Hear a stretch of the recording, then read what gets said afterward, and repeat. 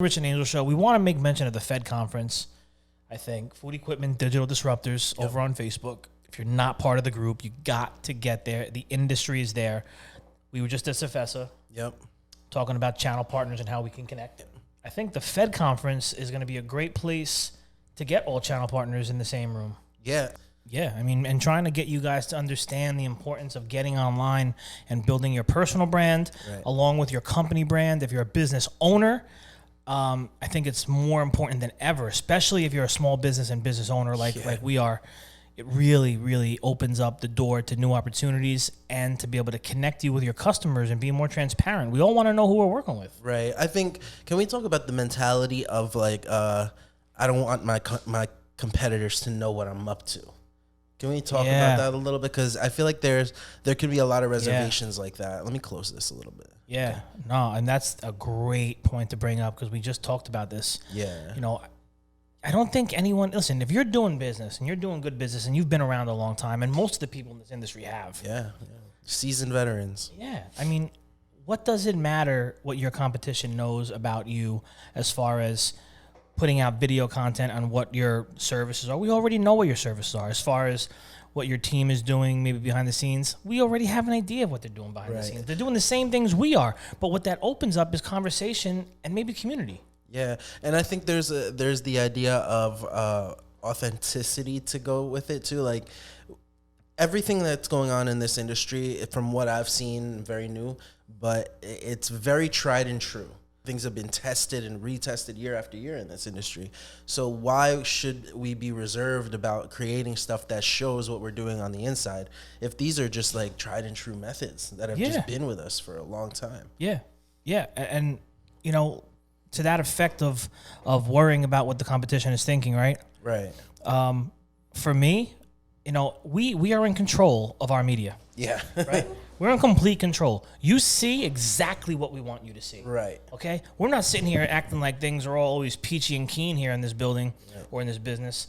You know, I mean, sometimes it hits the fan. Sometimes I gotta stop the camera. Sometimes we say things that are not politically correct or so nice and like, wait a second, cut that out. And I think that's the big steering wheel that people are looking for with content creation. It's like, okay, I don't want people to misunderstand who we are. We don't want, you know, to accidentally give props to our competitor or something. Well, that's why not only is it important to have content, but it's also important to have the right people create it. Because they'll be able to see those things from a mile away. They'll be able to say, hey, you're a manufacturer, you shouldn't be putting this in that video. Or you're a service company, you shouldn't be portrayed this way. So I think a big part of it is like not only what to put in your video, but who's making your video. And that goes back to the control. I mean, if you're making the videos for us, you're in control. And I'm also held accountable. By the way. And if there's discussion like, hey, should we put this up? Maybe not. Let's not put that up. You know, because we also want to keep our image and our persona the way we want it to be. Of course. That's what brands are doing. Nike, McDonald's, all these big brands have been doing it forever. This is not new. We just now have outlets and mediums that we can do this and be seen, and it's working because I have so many examples at this point of how things are working with opportunities. And I'm not going to get into them here because I'll save that for when you go to richmalicky.com and hire me to speak at your business or event. But I would like to touch on that a little bit, just from my perspective. Like a lot of the companies in this industry are very big. Maybe they have, you know, over 100 employees or so. And I draw a parallel to things like Nike that you brought up, or Adidas or something, that they have created a way to incorporate an individual to kind of be the inspiration for their brand, like Nike with Collin Kapernick, which, whether you agree with him politically or not, is irrelevant. It's just a matter of it worked. That's it. You know, he carried that brand.